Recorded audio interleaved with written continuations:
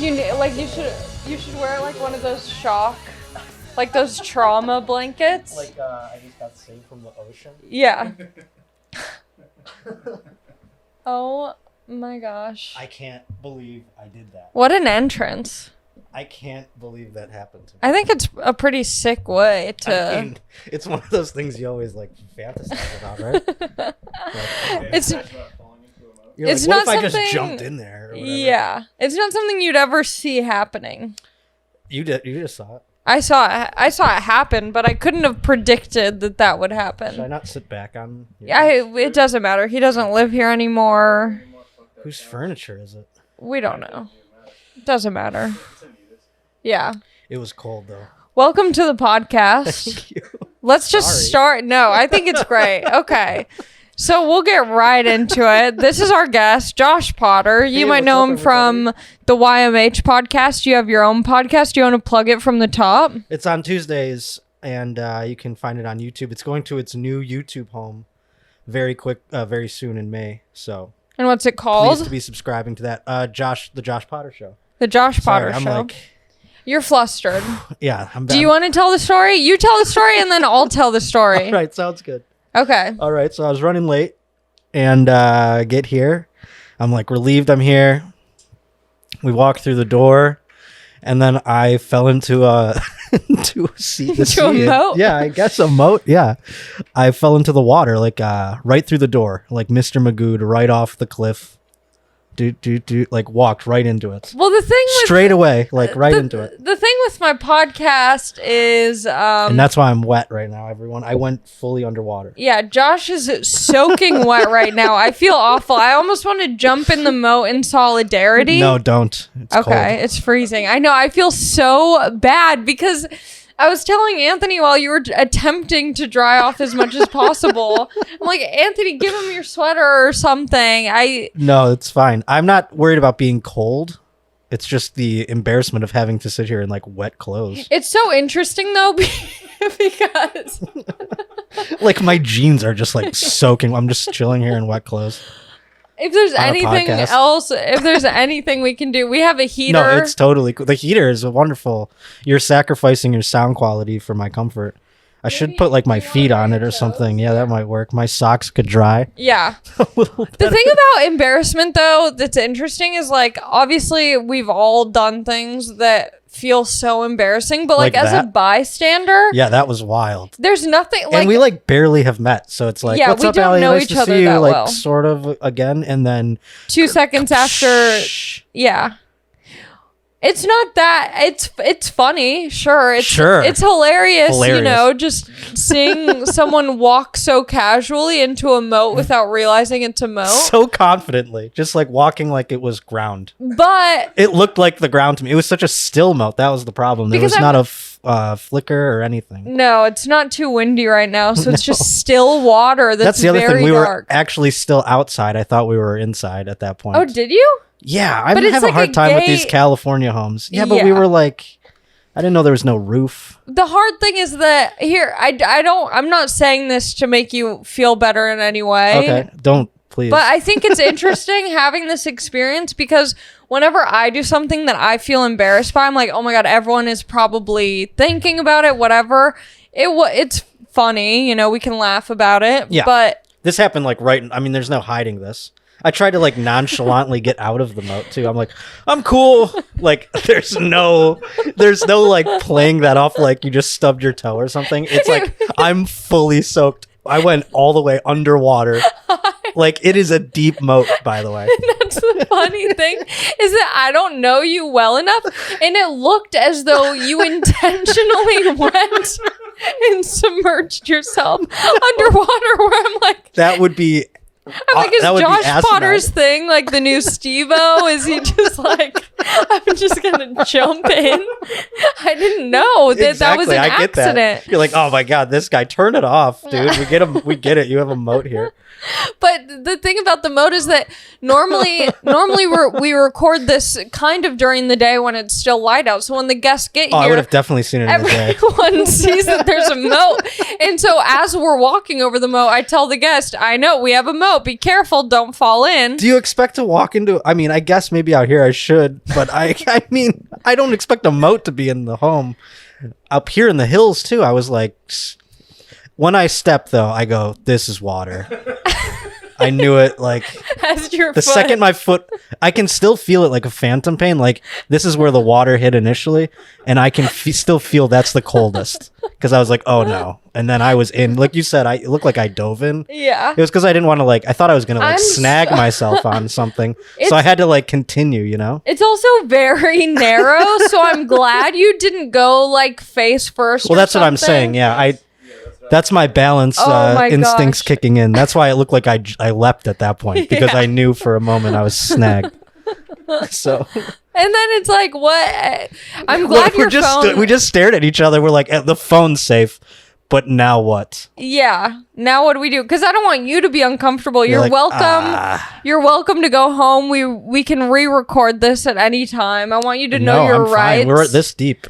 I mean, like, my shirt feels almost dry. It's not, but it feels almost dry. You've gotten accustomed to the uncomfortability. I wonder if I can fool an Uber driver and just, like, sit in their car and just, like, get out and be like, see ya, and then run. I think you'll be fine. He won't know. I've gotten into plenty of Ubers where the seats were wet when I got in, and I was like, I don't want to know the backstory, but maybe someone else fell into a moat before I got into You'll be more understanding when the seat's wet. I'll have more empathy. Yes, exactly. You won't complain about it. You'll be like, someone must have. This is honestly top 5. I would say this is number like going 1. in the year-end best of. Yeah. I fell one time drunk though into a lake like that, but I was looking at my phone at the time. Another phone, like a drunk underwater. Well, that one I saved. I fell and it was the first thing I saved. I actually fell through ice on that one. Wow. Yeah. Where was that? That was up at my friend's like cabin up in Canada or whatever. Oh, okay. So yeah, I fell through ice there, and like my friend actually like made sure my phone was safe before he made sure I was safe. He knew my priorities. That's kind of what I did. I was very concerned. Well, yeah, about the phone. You reminded me of the phone immediately. I don't know why I thought for a moment I threw it. No, because I thought I was dumb enough where I was looking at my phone when I walked in. I was not.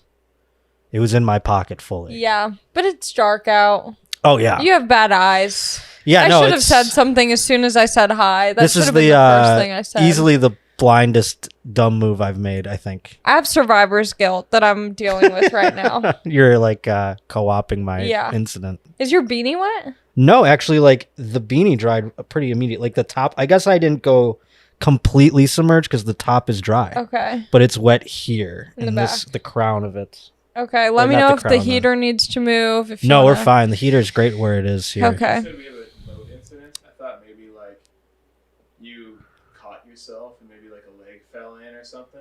No, we had a full submerge. No, all the way like up past my shoulders. Yeah. All the way down under. I'm so sorry. Well, welcome. Don't feel sorry. I'm the one who walked into it. I'm not gonna like coffee McDonald's you where it's like I spilled it on myself. I'm gonna sue you now.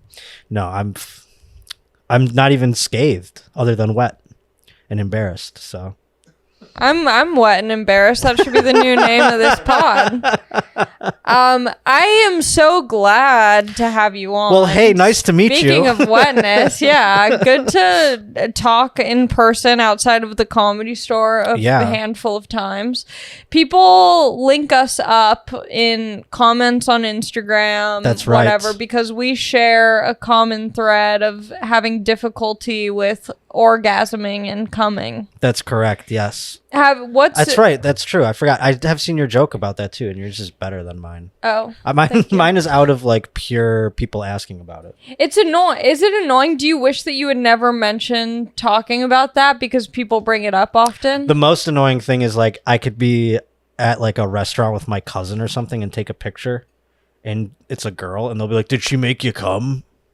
That's your cousin will ask that? No, like when I post, like if I were on Instagram, posted on Instagram or something, a picture with like my cousin or like a family member, it doesn't matter, indiscriminately. Oh, got it. A woman and of any sort, people will be like, "Did she make you come?" I'm like, "Come on, that's my fuck." Oh well. Yeah. You know, that's not a person that's gonna do that to me. Do you find like what are the common when people find out that you have this issue? What are the common things? Because I imagine it's different as a guy who has this problem and as a girl who has this problem. And I can only speak from my own experience. I feel like it's probably more common for someone to come across a woman with it, right? Yeah. Yeah. So, but I mean, as a woman with it, I feel like guys have this mentality of like, as soon as they hear that, they're like, challenge it's like a accepted. challenge. Yeah. Well, women do that too. Oh, I'm yeah, get that's comfortable annoying. on your couch. Yeah, get comfortable. No, I've found that women do that too, but that's like the fun part about it is that women are like, I want to beach, but then when they don't make it happen, they're sad. Yeah, they feel bad. Yeah, and then I feel bad that they feel bad. I'm like, it's not your fault.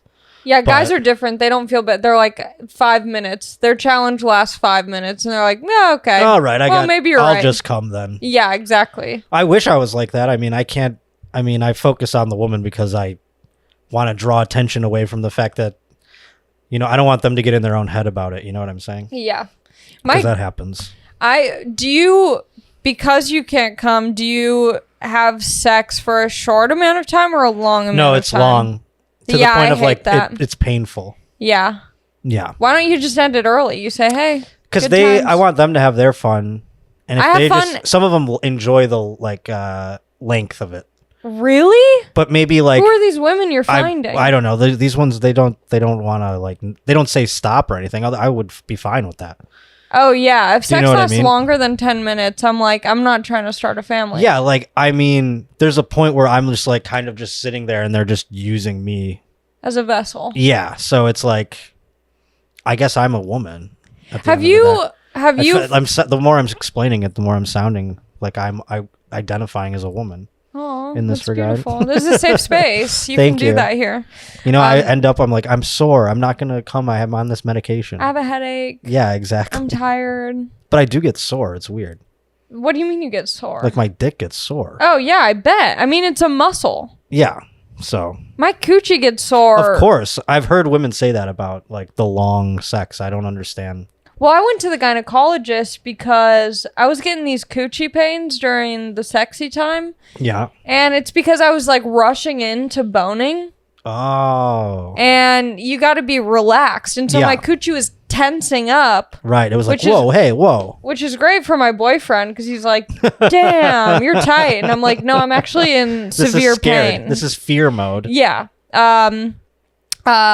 And so now I have to take my time, but I'm very impatient, which I think is why I have an issue coming, because I don't want to give myself the time to just be present with my thoughts. Yes, that's exactly it. Being present, I feel like, and being in the moment, because I'm always just like, this isn't going to happen. I'm just already thinking about it. Yes, it's like Thomas the Tank or whatever. I've already told myself that I can't, and so I can't. It's like when you go on a boat or whatever, you're like, this is going to sink. Then it does, inevitably.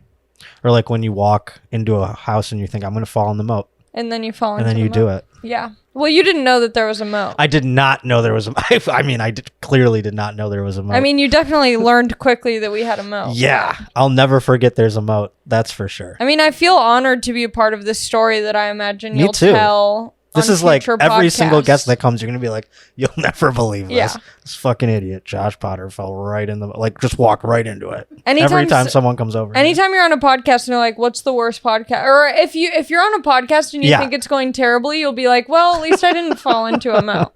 Yeah. I mean, what if I fell into it again on the way out? That would be I'm going to guide you out like a seeing eye dog. I'm going to be on all fours. I'm going to wear a leash and I'm just going to guide you out to freedom. I was like, oh man, I'm so embarrassed that I'm late. And then I walked into the moat. Honestly, I think it was a good thing because I was getting so tired before you got here. I'm not a night person. I don't know about you. I am a night person. How long do you stay up? I mean, usually if there's no structure in my life, like it has been the past year, I live like opposite life. Like I'll sleep all day and then be up all night. Because I miss, like, I don't know, maybe because there's no comedy or whatever, but yeah. I don't know. Yeah, I'll stay up all night. I'm not a night person, and so I was getting tired before you got here, and as soon as I heard your body hit the water, Did it splash you? Did you get a little, oh, good, I'm awake now? No, it didn't splash me at all, but I felt the cold. I was in your body in that moment, and I felt the the shock, and it woke me up. And I tried to casually be like, "It's good, I'm okay." Like I just needed a little dip. It was a hot day out. I've like pulled myself out, just going like, I was like, I remember it took my breath away. It was so cold because I was like, I was talking like that, like I was in the Titanic. Jack. Yeah. You know? Wait, okay. Yes, I'm sorry. It's okay. I want to get back to coming because So is that all anybody asked you about on your questions? People ask a lot. Well, people just want updates at this point because I don't talk about it that often. So people every once in a while. That's what they do with me too. Yeah, what's going on? Yeah. Have you had any luck with it? What have you? Is there anything you've noticed that might help you get closer to that point? Have you come? I mean, it's repetition at this point. I'm finding like it's fun to have sex with like a new person and like find a connection, but it's also like I'm learning. More reps gets me closer. With the same person? Yes. Do you have someone that you're able to see consistently? No. Yeah. Not right now. That's tough, but that's the interesting thing is I thought the same thing. I was like, oh, well, if I have one partner, maybe I'll feel safe with them and it'll be different. But I've been dating this guy for about 4 months, maybe almost 5. And it still is very difficult. Have you had it where like you've had it happen and then you've been like, well, I got to go back to the well, and then it doesn't happen ever again with it's interesting because I've only achieved full orgasm the first few times I masturbated, and it was when I was at home in high school. So you've never experienced it with anybody else? No, only with myself. I've had it happen twice, and then like they were both the first time I had sex with that particular person, and I went back to the well again and again, and I was like, it's not happening, you know? Yeah. I would have like married that person if probably. Yeah, it's really frustrating. Yeah. But I think there's also a fear to it. It's like a very mental thing, not coming. I think there's a fear for me, like what happens? Like my fear is like what happens if I fully let go? Yeah, I remember the last time that it happened for me was like I didn't even expect it to happen. It just went straight like into the woman, and I freaked out. Like I was like, oh my God, I'm so sorry, because I thought like I did it without her consent. Yeah. Do you know what I mean? Yeah. Like I was inside of her with no condom, and then that happened, and I was like, oh my God, I'm so sorry. She's like, it's cool. Like I would have told you not to. And I fainted like on her front lawn. No. Yeah, like I left because I had to. I was like, oh my God, I'm so sorry. It was like a one night stand thing. And I freaked out that happened. She's like, I have, what's it called? The IED or whatever. Oh, IUD. Yeah. And she's GED? like, I'm fine. She's like, I have a GED. Yeah. It's all good. I wasn't planning on doing anything with my future anyways. I was like, you have an IED or whatever? Yeah. Is that what it's really called? No, an IED I think is what like bombs, blows up in Israel. Okay, yeah. I mean, she had that too. She had a bomb blow up in her. That's what it sounded like. I didn't understand what she meant at first. And I was like, you have a roadside bomb in your vagina. But so I shot it in and whatever, and I freaked out, and I just like threw on my clothes. I didn't even put my underwear on. Like I remember she's like, I still have your underwear in my house. The next day she texted me because I just threw my pants on and then went outside and fainted. And then I like came to on her front lawn. And that was like, you have a lot of front of the house traumatic experiences. Yeah. You gotta really be careful going into a home or exiting a home. I'm really weary. I was down the street too. I wasn't even in front of the right house. So yeah, I was all sorts of out of my realm today. It's also kind of a bummer that you came inside of her because I feel like it would have been so cool to really just like investigate the load. Yeah. No, I mean it was like it. Also, I feel like I fainted because it was such a like insane orgasm too. Oh yeah. Combined with the fact that I freaked out about it happening. Like it was like all the blood rushed to my head. Yeah. Or from my head maybe, I don't know, but it was like, you know how like you stand up too fast and you see like purple or whatever? Yeah. That's what happened, and I just fainted on her lawn. How long ago was this? That was like 10 years ago. Oh, damn. Yeah. Oh, so it's been a long time. Yeah, I was like 24 when that happened. Wow. Okay. And then it happened not too long.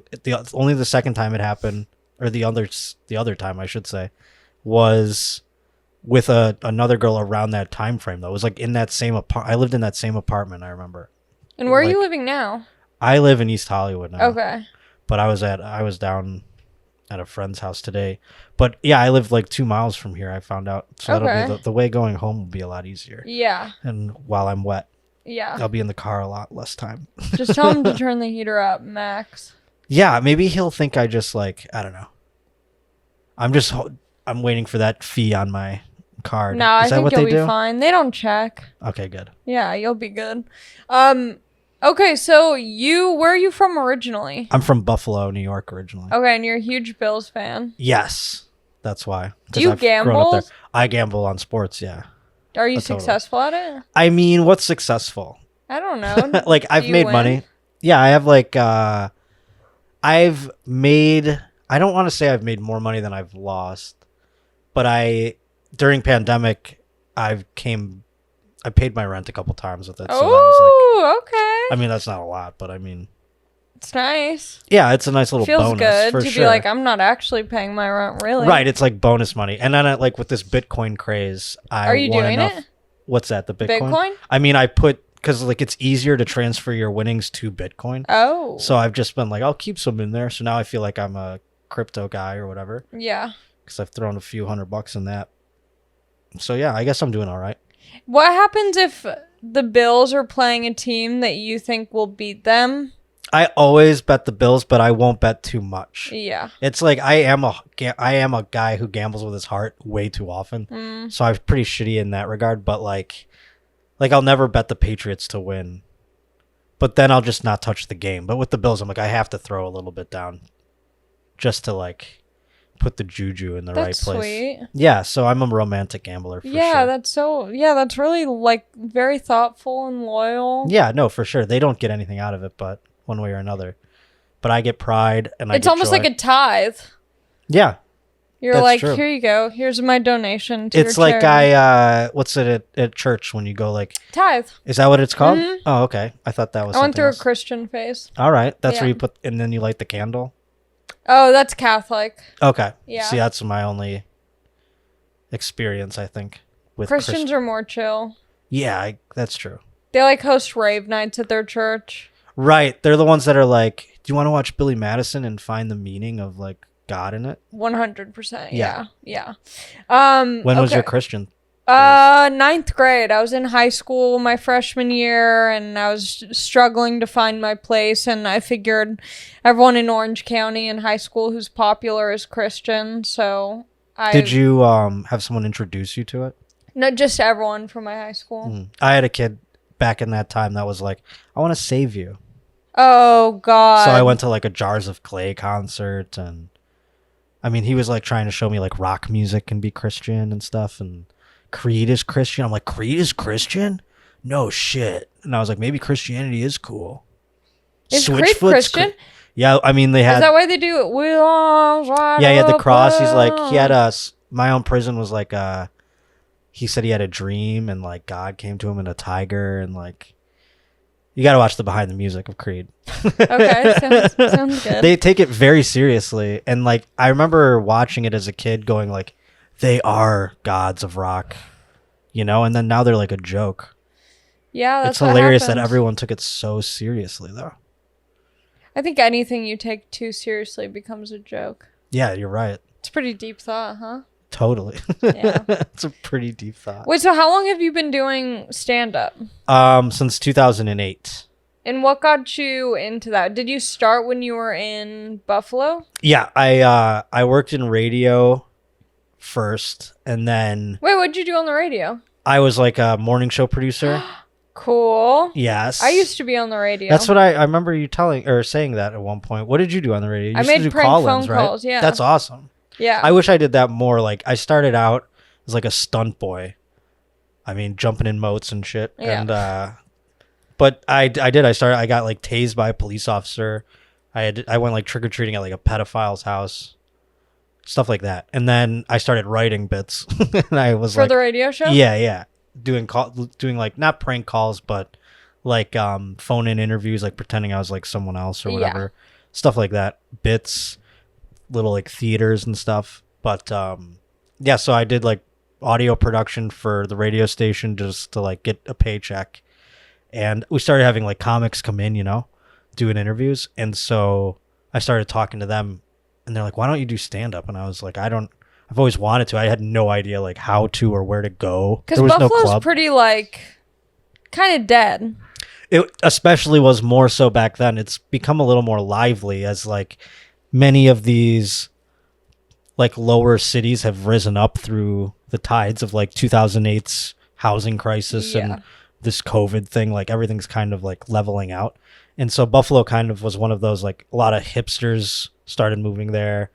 It became very like artsy. Interesting. Yeah, it's pretty chill. And a club came in 2012. So that like put my shit into hyperdrive, you know? Yeah. Like I started getting work.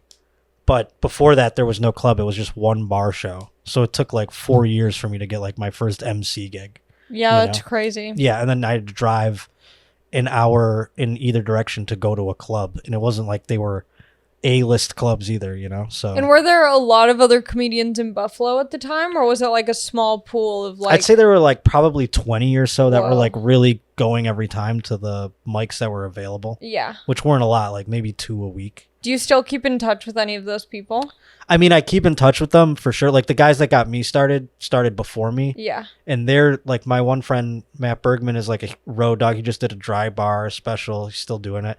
And then my other friend, Matt Wayne, is like a New York guy. So like he stays in New York and does sets. But the other ones, either they've quit or they stayed there. Yeah. Do you know what I mean? So it's weird. It's like tough to relate to them still in a lot of ways. But also, you know, then you're like, who do I talk to? If not them. Do you know what I mean? Yeah. Because they've seen your like horrible shit all the way through. What made you move? And did you initially move to LA first, or did you try and live in other places before coming I moved to Cleveland once for like a year to do radio because I got like a radio job. Mm-hmm. I hated it. My old job had like shifted because like a new company bought the radio station, so there was more money. And so I went back again. They like saved me and I got to go back to Buffalo. That was like in 2010 or something like that. And then when I started opening for Tom Segura on the road, like when he just rolled through town one weekend. In Buffalo? Yeah, that was like the first time I worked with him was at Helium there. Was that set up through the comedy club? Yeah, like I had just won the contest there the year prior and they were like, we're going to start middling you.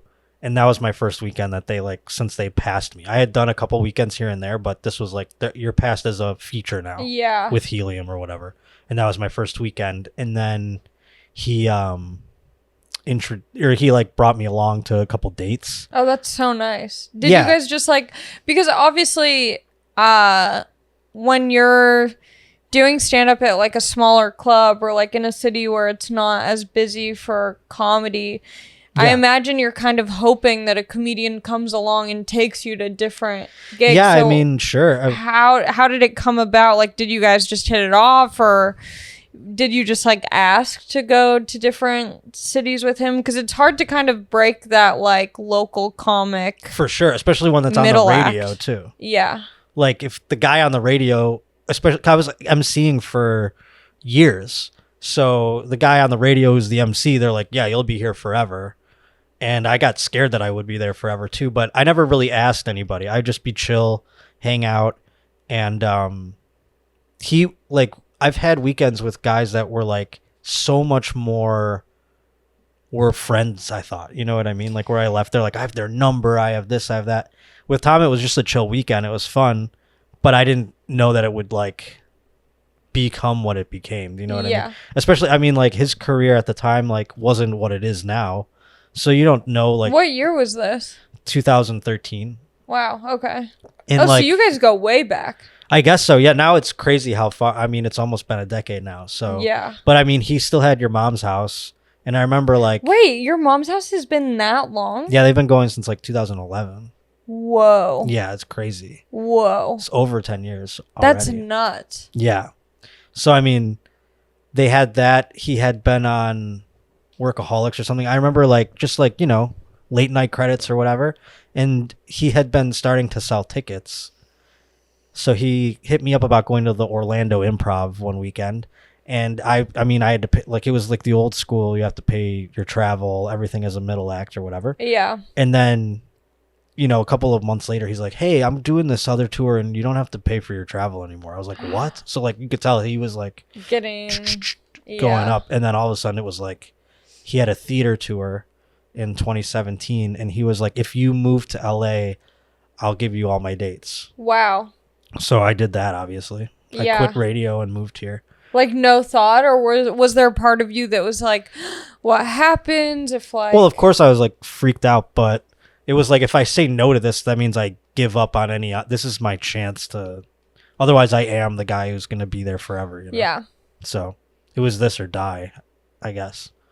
So then you moved to LA, and how did you adjust to being in a much larger comedy... Well, it was weird. Like I still had my road gigs, you know, I had his road gigs and then I still had like the ones that I could muster up. So I was doing the road when I got here and I knew I wasn't going to get like welcome, not welcomed. Everyone was very welcoming, but I'm saying like passed or whatever at all the clubs. So I had to go put in my time and just find sets where I could. And I still like, even now I'm learning as COVID's lifting, I'm like, oh, you still weren't like in with these bookers yet because like they're having all these shows, and I'm like, oh, there's a show happening there. It's like, yeah, it's been happening for 3 months, bro. Dude, I feel the same. Yeah, it's weird right now, right? Yeah. Okay. It's very odd because I feel like I was very much in the mix of the LA comedy scene, and then when COVID happened, and even now when things are still pretty much closed,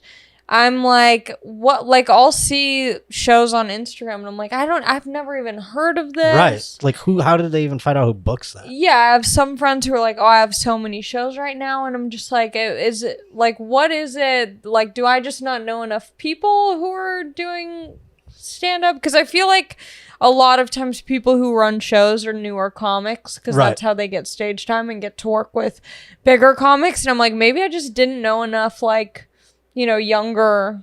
Yeah, nobody was like trying to fuck with me when you know what I'm saying? Like, I wasn't doing anything for anybody when I first got here, you know? Yeah. And even now, I mean, I don't know, but they don't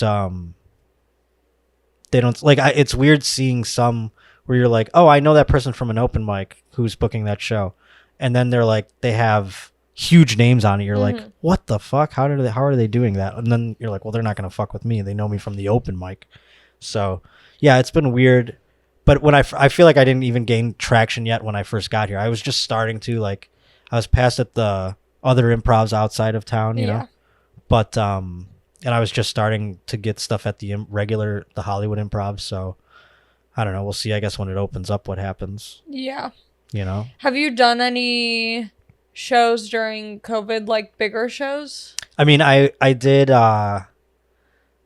Like a little run in the South. Like I did Nashville, was it Huntsville, and Phoenix. Like I did that. So I wish I could have done more, but it just seemed weird. Like I've waited a decade to headline these places, and I was like, I don't want to do it now and like blow my load on half capacities or whatever. Yeah. But at the same time, I'm like, you know, I got to do something. You know what I mean? Because there's just nothing happening around here. Yeah, that's the hard thing is like I had just started headlining right before COVID hit. Here. Yeah, and then it like shut everything down. And so it's like once things were opening in certain states like Arizona, it's like, of course I'm going to go because those people are going whether I'm there or not. You know, I'm not at the place in headlining where everyone's coming out to see me. So it felt like I'm not causing people to like put their health at risk or anything. It's like these people just want to go out. I happen to be the comedian this weekend. I didn't even give a shit about that part of it. It was more like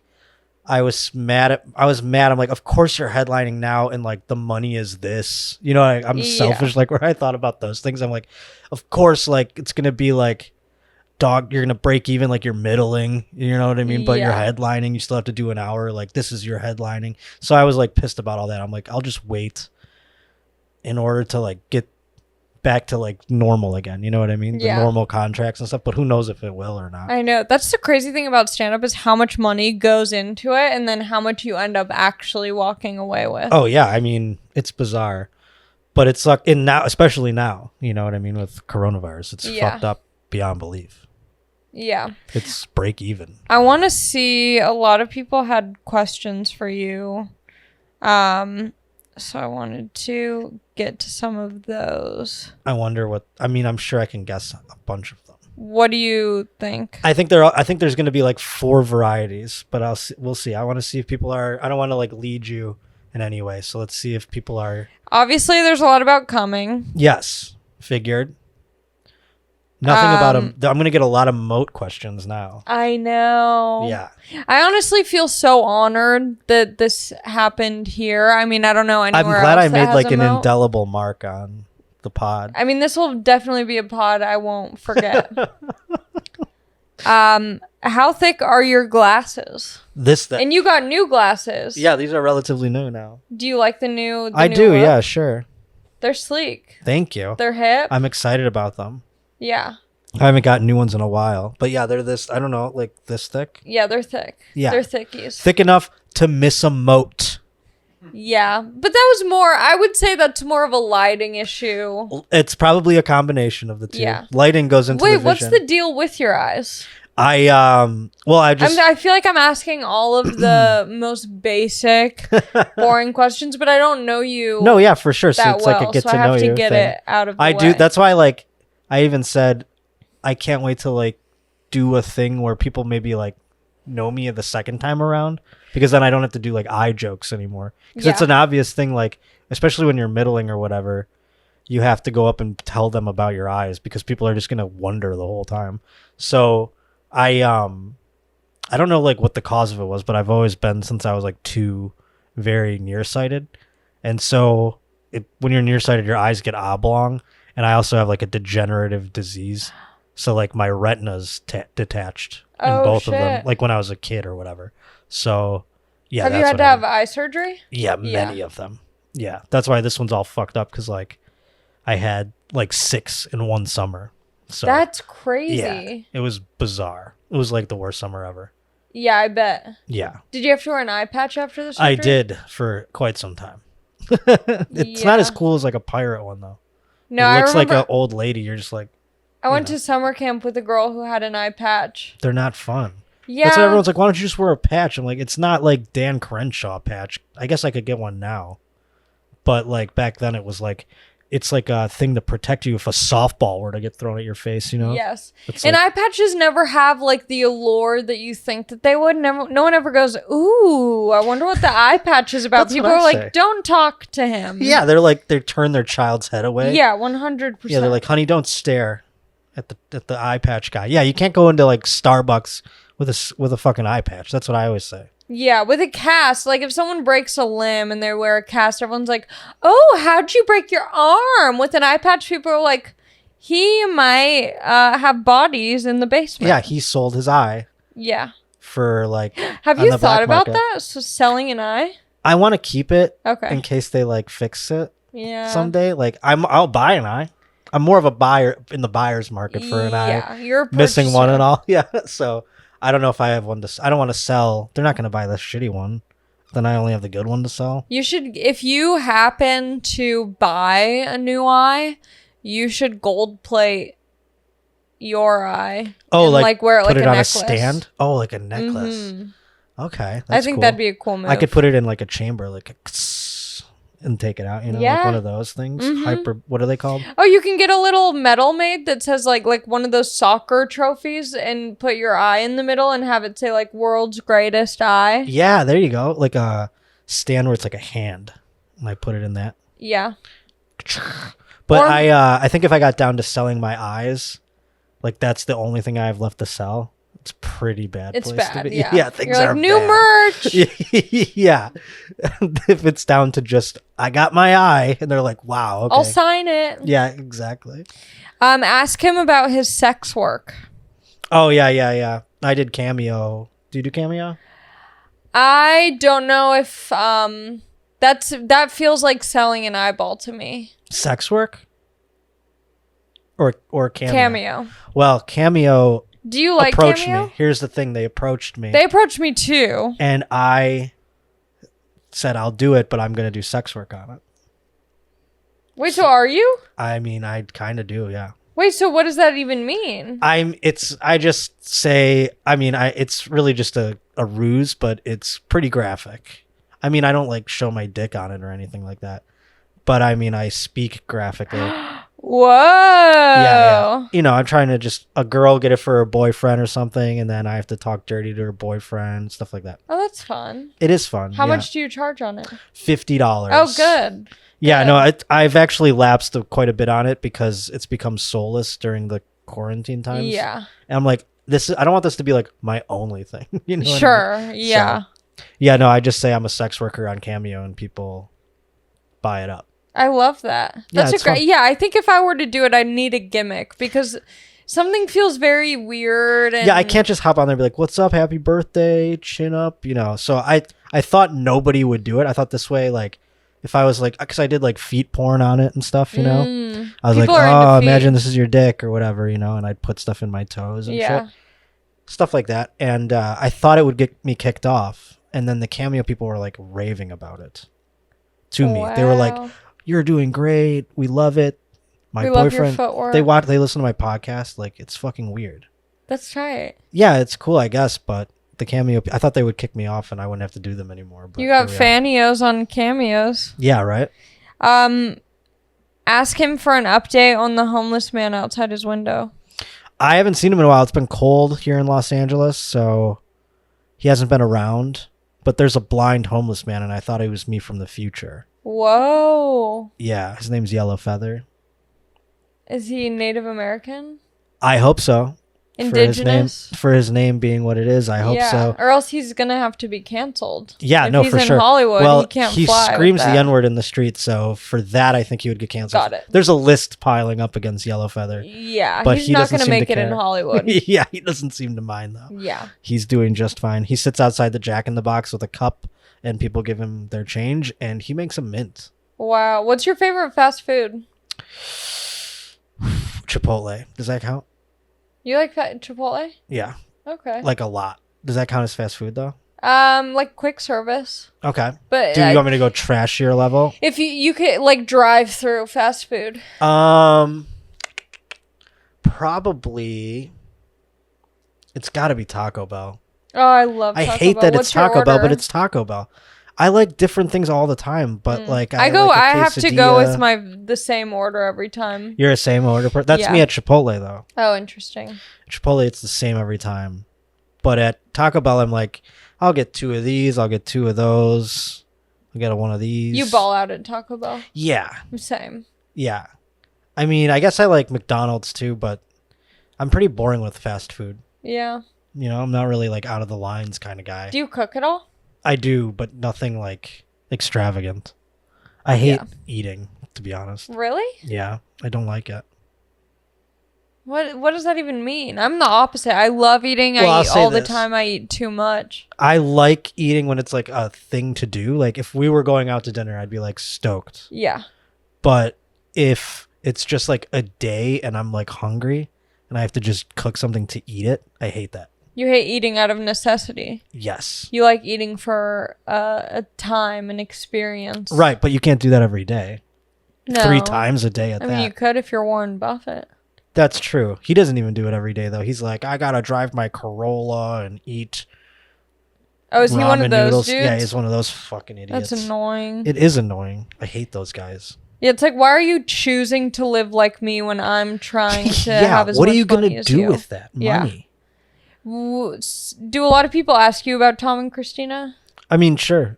They ask me like, I mean, I guess like fans do. Yeah. So, I mean, what do they ask? I don't know what. Well, someone just said, can you describe what it's like to work with Tom and Christina in 3 words? They're really putting you on a... It's super fun. I bet. Yeah, that was like, I mean, it's amazing, but... I'm obsessed with them. Yeah, I mean, they're killing it. I mean... I've known Tom for a while, and it always seemed like he was killing it, but it just gets to, like, insane levels more and more. Like, I guess because I was so poor, you know, forever, too. Yeah. So you're just like, back when he was headlining Papered Rooms, I was like, he's killing it. Do you know what I'm saying? But, like, and then, like, it just kept getting more and more crazy. It's so cool to see that happen. Yeah, for sure. And it makes you go, like, I can even do, like, a fraction of that. It'd be awesome. Yes. Yeah. Yeah. And he's so nice. I remember there was one time I was at the Comedy Store and I had met him kind of briefly, I think, through Kill Tony. And then I was at the Comedy Store like a week later or something. And my friends from high school happened to be there, and I ran into them, and they're like, oh my God, like, how are you, Allie? And I'm like, I'm good. What are you guys up to? And they're like, we're here to see Tom Segura. And I'm like, oh, he's great. Like, that's awesome. And then Tom walks through the parking lot, sees me, and is like, oh, what's up, Allie? And daps me up in front of my friends from high school. That's awesome. And I'm like, this is the best thing that could have ever happened. Like, I look so legit. That was back in the day too, right? I think, yeah, that was back in the day, probably like 4 years ago. Nice. And I just looked so cool. Because I was going to say, I mean, now your friends must think you're pretty cool just on your own, right? I mean, like... Probably, but it's not something that you really, like, know. Gauge, yeah, that's true. But when something like that happens, we're there at the Comedy Store to see their favorite comic, and then their favorite comic calls you by your name and daps you up. Yeah, that's true. That's a big thing. That's You're even like, bigger your than favorite you comic doing knows my something name. cool. Exactly. Yeah. Because they know me from high school. They can say, yeah, she did that cool thing, but she also, like, shit herself in home ec or whatever. Yeah, for sure. So that was a highlight for me. Proper green room etiquette / biggest green room faux pas or pet peeves. Ooh, I'm a big, like... I'm not, like, a stickler on that kind of thing, but there is, like, stuff where you're just like, what is this guy doing? Like, as a host, I would never want to, like, step on toes or anything like that. Yeah. I was, like, big on that. And you'd see, like, a middle totally fucking up, like, when it was just, like, a random pairing. Like, sometimes I miss those kind of, like, when you were just randomly set up. It was, like, the headliner was random, the middle was random. Everyone brings people now, which I've benefited from, obviously. But there was something fun about that, you know? Yeah. When it was just all crazy. Some of it didn't even go together. But I hated when, like, middles would bring their or MCs even you bring their girlfriend into the green room because like and then they're just like there lingering. the whole time. Yeah, you're just like, now it's their room essentially. Yeah, or when the comedian's friend tries to be funny to blend in with the other comics. Yes. And you're like, most of the comics in this green room aren't funny. Yeah. You're not even a comic and you're trying to be funny. Yeah, exactly. Oh, it's so painful. I mean, like the headliner can do whatever they want. They can bring whoever they want. Yeah. I don't care. But like, yeah, when the middle or the MC is bringing in their like, and their girlfriend's just like on the couch, like looking at their like, you know what I mean? Like, it's fucking like, oh, now I'm in her space. Yeah, and they think it's like really cool to be in the green room, but the green room's like a back janitor's closet. Yeah, right. That has like fold out chairs. Exactly. It's so crazy how comedy, like, when I used to go to comedy shows, I'd see the comedians up there and I'm like, oh my God, they're like rock stars. They probably go in the green room or like smoking cigarettes inside and it's like nice leather couches. And then when I started doing comedy and saw the green rooms, I'm like, it's this? Yeah, right. It's this weird, like... Some clubs have awesome green rooms, but... Mostly. But like the ones where you're like on a show where it's like, you're on a show with like 10 people, you're like, yeah, I'm in a closet. This is where you stand before you go on stage. That's essentially what a green room is. Yeah. And then I'll chain smoke outside for the most part. So I was just thinking, I'm like, I'm going to have a cigarette after. Nope. They might be... no, they're probably fucked. Yeah, they're so fucked. Yeah, I'm sorry. No, it's okay. It's not your fault. I'm the one who walked. You didn't push me in the moat. What if I did? You don't have to say sorry. What if I did? And that would have been. You just didn't feel. I would feel less at blame for everything right now. If you had watched any of the previous episodes, everyone is actually soaking wet when they're on. That'd be hilarious if I wasn't. You were like, that's the fifth time that's happened. Even if it was like the third time, I'd feel like, oh wow, okay, it's a thing. Do you have like a ring cam of that too? No, I would. That's what I was saying. I wish that it was at least filmed. That would be insane. It would be such good footage. That would go viral. I wonder if the neighbor across the... No, you wouldn't be able to see it. Do you... See, that's what I'm nervous about when I headline is like, I'm not getting paid enough to be able to like pay to bring my own feature. So... Right. I'm always nervous, like, oh my gosh, what if like the club gets me this feature? But I almost think it's kind of exciting to have someone. What are you worried about happening? Weird. I don't know, just someone who's like, just like if the host isn't that great and then the middle isn't that great and then I have to be the one to like reset the room and then at the middle of my set get started and then like hopefully try and... Yeah, I don't know what it's like. I guess because... I mean, even if the crowds are small, I know they're at least there to see me. So I don't care about the openers being good or bad even. You know what I mean? Like, yeah. And I that's what I always thought with every headliner, but the papered ones, I guess, like they would be the ones who would be like always like looking and making sure. They'd be like, "What's he doing?" You know what I mean? Like about the host or what have you. Yeah. So yeah, that makes sense. I don't know. I've never I want to bring my own, obviously. Like it's more fun. Who would you bring if you could bring someone? I mean, I'd bring my friend Matt Wayne from New York. Oh, that's nice. Yeah, for sure. OG. Yeah, definitely. I mean, he's middled forever, so I mean, I feel weird saying that, but I mean, like, you have. Yeah. But I mean, we did Boston together when I first started going out. It was my first headlining weekend, and I got to bring him, and because he lives in New York, it was just easy. And he stayed in my hotel room, and like it was so much fun. It was the best. Yeah, that's the other thing is like it's really just about the hang. It's part. so fun, yeah. I wish comedy was more like music in that way, where you can like kind of bring your it's your lonely crew. in terms of traveling. Yeah, you know.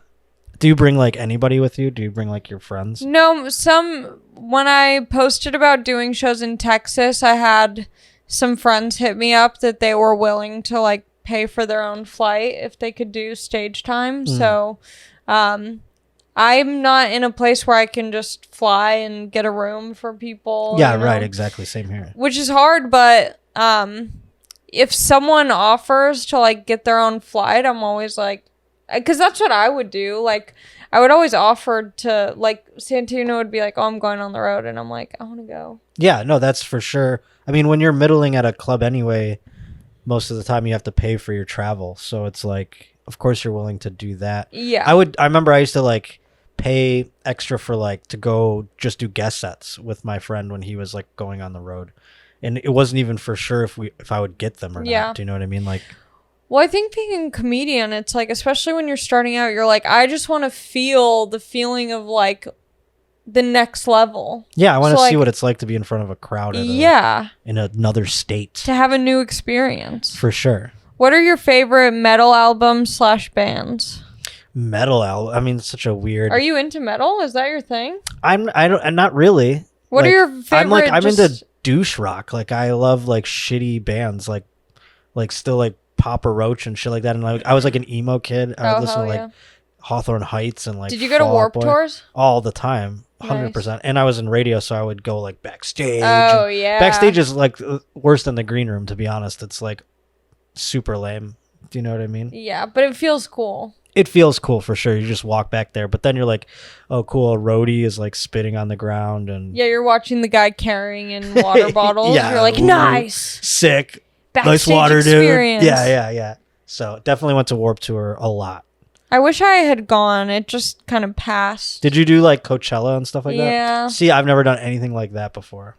Yeah, I'm a Coachella gal. I'm like trailer park trash with the Warped Tour. Family Values Tour was the other one I went. That was my first concert ever. What's Family Values Tour? That was like the one Korn and like Limp Bizkit started back in the day. Nice. It was like late 90s. It was kind of wearing down when I went.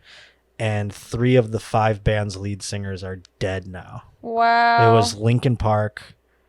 Stone Temple Pilots is dead. Who else? Oh, Static X. And then the other bands were Stained and Dead Z, which is Cher's kids band. Wow. Yeah. R.I.P. R.I.P. What's it gonna take to make you switch to the Juul? I like cigarettes. I can't vape. It makes me cough. Is that weird? That my mom has the same issue. My mom's a smoker, and I tried to get her on the Juul because I'm a huge Juul head. Yeah. And she can't, like, the way that she smokes it, she just always coughs. Yeah, I think it's because I'm a weed guy, so like I'm always like inhaling super hard, I feel like. And I do it with cigarettes. I smoke cigarettes like I'm stressed out when I smoke them. I was like, like crazy inhale. But with Juuls, it burns me. Or any vape. See, I like that. I like the burn. It feels weird and chemically. You get used to it. I don't know. I like cigarettes. It's interesting because I like the physical like lighting of it, the smoke part. That's how I was. And then I started juuling, but I was only juuling every once in a while because I like the cigarettes way more.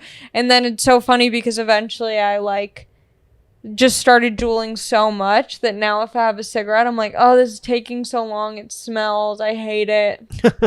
I mean, when does it end the drool? It doesn't. That's It's never the ending. problem, right? Like, I think I would just never stop. But like, when does it ever end with the cigarettes? You know what I mean? When the cigarette's over, then you're like, all right, I can't light another one. Yeah. Oh, yeah. No, drooling is worse in that way because it's so easy to do anywhere, anytime. Yeah, you can be like in bed doing it. Yeah. Yeah, that you end up drooling way more than you would ever be smoking cigarettes. Tyler Franklin asked, can I have his old glasses? I still need them in case these ones break or fall in a moat. What if my glasses fell off and like I had to like dive back down? Yeah, like fish for them. That would have been awful. I had to go back in and be like, all right, I think I found them. At that point, I would have just gone in with you. We would have a pool party. We'd invite people over. What's your diet? Shitty, probably. I don't know. I eat like once a day, I guess. Yeah, like, that's what someone said. That's like intermittent fasting. I'm like, all right, but I don't know. I mean, Chipotle, I guess. Big Chipotle guy. Big Chipotle. Like, what's your order? Standard. I just get like a burrito, barbacoa, or chicken sometimes. Now they have quesadillas. I'm thinking about it. You got to do a burrito or a bowl with a couple tortillas on the side. That way you can get like 3 burritos for one. I guess that's true. I don't like making it. Exactly. I'm like, I would you guys rather do pay it for them me. exactly. I'd rather have them do 2 small burritos because they don't know how to freaking pack the burrito. I've gotten a good pack streak. Like, it depends. I feel like I've gotten good packed ones lately. Like, every now and then I've gotten a real tight one. I'm like, that's real good. Yeah. But I understand what you're saying. It is a risky endeavor with the loose. Every now and then you get a shitty one or it breaks and it's dog shit. But I hate a food service employee who doesn't put passion and love into if you work at Chipotle, put all of your heart and soul into wrapping that burrito. I went to Jersey Mike's today. Same thing. The guy making my sandwich, he was putting it together so sloppily that I'm like, do you eat sandwiches, sir? Yeah, Have you ever eaten a sandwich in your life? Pretend you're the customer. I want a Chipotle person folding 100 burritos a day. Just being like, getting their shit down. I want them to love it. I want them to go home and wish that they were still folding a burrito. Like when they're old, I want them to take a tortilla and be like, I think I still got it, and keep trying to do it. Yeah, the arthritis is kicked in. Their hands are claws, but they're just trying to make it happen. Exactly. But yeah, I would rather, like, people say that about sandwiches too. They're like, why don't you just make your own sandwich? I'd rather point to a sign and be like, I want that one. And then it comes. You feel like a king. Yeah. Why wouldn't I do that? I don't mind making my own sandwiches. I make really good sandwiches, but it feels so nice to be. But do you want to do that every day? No. Exactly. Once in a while, sure. Every day? No. Sorry, I'm trying to find other questions. They're all pretty similar, right? They are pretty similar. Shocking. That's what, when I do Annie Letterman's podcast, she says the same. She's like, I'm going to try not to talk about these 4 things, but then they always are the questions. Yeah. What are the best and worst drugs to have sex on? Ooh, that's fun. How old are we when we're talking about this?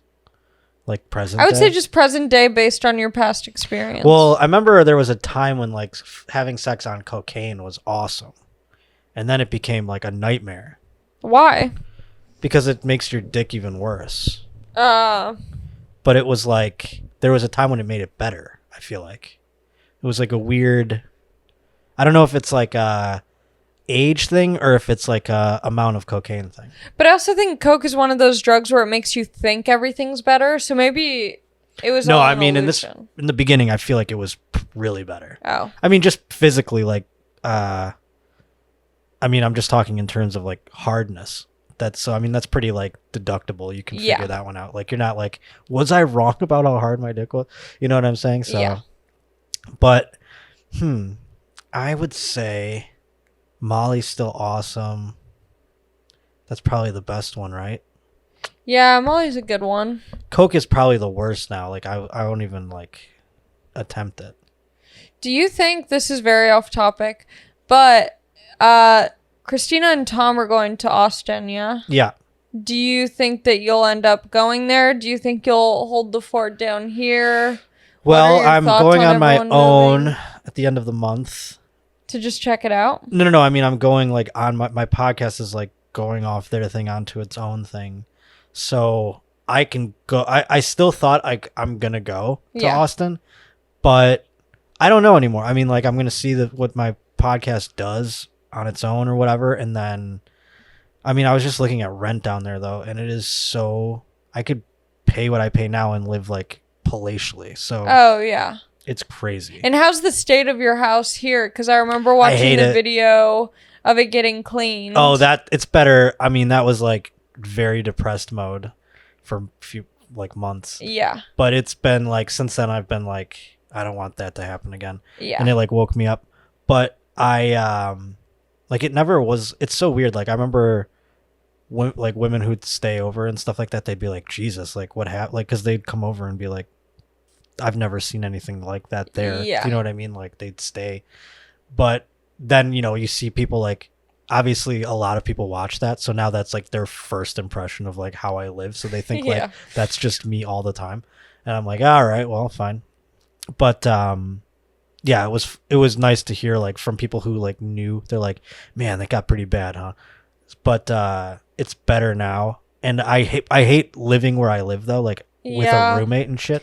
Yeah, and I feel like all of a sudden I'm 35. I'm like, oh my God, I have a roommate still. You know what I mean? COVID really like accelerated. It's like I thought I was just 33. Now I'm 35 all of a sudden. Yeah. So you think Austin is a possibility? Yeah, it still is in my brain, like because of again the way the rent is, and like there's more comedy happening there now than there is here. I know things are gonna open up and it could change, but it's like, is it worth paying the rent here? I know, it really puts everything into perspective. So I mean, I don't know what I'm gonna do yet. People ask all the time. They're like, are you going with, I'm not going with your mom's house, but am I still going? I don't know yet. Yeah. What about you? You're gonna stay? I think I'm gonna stay here. You're from here though. I'm from here, so my family's all out here. I don't see myself being in Austin, but never say never. But yeah, I don't know. I feel like I can, at this time in my life, I have the ability to go out there and visit as much as I want and for how long I want. So I think I'm going to do that until. That's cool. Yeah. I mean, that's the thing. You can always go visit. And I don't have any like roots here though. That's the thing. Like I barely have friends here. So it's like, should I just go to Austin? I feel like all the friends I did make are going to Austin. You know what I mean? So it's like, cool. I mean, I still have some friends here though, but I don't have any family or anything to keep me here. Yeah, so. That's a huge part, is having that community, like the people that you feel the closest to. It's like I wouldn't want to be away from those people. Yeah, right. I mean, like I only moved here because Tom. Like I thought I was gonna live in New York this whole time, and until Tom presented me with that opportunity, I never even considered living here. Yeah. So then it was like all of a sudden I live here now, and then, you know, it's been 3.5 years now, one of them being coronavirus. So it's like I could take it or leave it, but I do like it here, you know? Yeah. Well, we'll see what happens. I feel like everything changes. So like I say one thing one week on this podcast, and then the next week I'm like totally different. So I'm very interested to see. I'm going to be in Austin at the beginning of April. Oh, nice. So we'll probably just miss each other. I have no intention. I have no like shows set up there. I'm going, it feels like other place. Like I'm going to be in Florida like 3 times in the next 3 months. Oh, that's sick. I love Florida. I just got back from West Palm Beach. It was so much fun. It was nice to like do a show at a club again. Yeah. See people out and about doing things. We're like so crazy shut in here. It's nuts. I know, it's insane. My sister lives in Arizona, so I go out there a lot and visit her. Oh, nice. And it's like night and day. Yeah, I mean, even in November when I was there, it was crazy open. I remember I went to a restaurant in Phoenix and I tried to sit on the patio and they're like, it's closed. I'm like, oh, the restaurant's closed. They're like, no, the patio's closed. You have to eat inside. You're like, are you sure? I was like, what? Yeah, it was wild. They're like, throw your mask in the trash on your way in. Yeah, light it on fire, you liberal. Yeah. Thanks for doing the podcast. Sorry you had to get wet. I am so sorry I fell in your moat. Thank you for still doing it. How do you feel now? What's the update on the... I mean, I'm damp. I'm still like ego bruised. I don't even have an ego, so I'm not really that ego bruised, but I'm like, you're an idiot. I think you played it off well. I mean, it is funny how I just like kind of got out of it. I was like, shucks, I fell in the moat. It seemed very natural to you. It seemed like it wasn't your first time falling into a moat. I just can't believe like I got dressed and then I just walked into water and should have brought a bathing suit. I mean, what was I doing? But thanks for still doing it. I'm sorry if I ruined your couch here. Not my couch, not my problem. That's what I say. That's the motto of the podcast. I'm really just like, if I make it through this Uber ride without getting like expelled from Uber, I think you're going to be fine. Should I just call a Lyft for this particular occasion? Yeah, this is a Lyft. Or just take the city bus. I could do that too, yeah. What do you want to plug? My show's moving to its own YouTube channel, and so if you could subscribe to that, that'd be awesome. It's called The Josh Potter Show. It comes out every Tuesday. It's going to still come out on Tuesdays, but on a different channel. So please subscribe to it. And then I'm going to be in Florida June 9th and 10th, Orlando Improv, Tampa Improv. Wow. You should meet up with my friend Shaw, who lives in Orlando. Okay. He's great. Nice. Is he a comic? Yeah, he's a degenerate, but he always shows me a good time when I'm in town. I'm down. He's a good person to hang with. Awesome. Yeah, and that's about it. That's so fun. I'm jealous. I want to go to Florida so bad. Yeah, it's fun. I want to go anywhere, really. I'll go literally. I'm going to Denver. I might have a show in Denver in 3 weeks, but I probably won't. I'm just going for fun because I just want to do something. Yeah. So. It's just nice to get out at this point. Yeah. Thanks for coming on. Thanks. I hope I don't walk into the moat on the way out. I'll guide you. You'll be safe. Bye.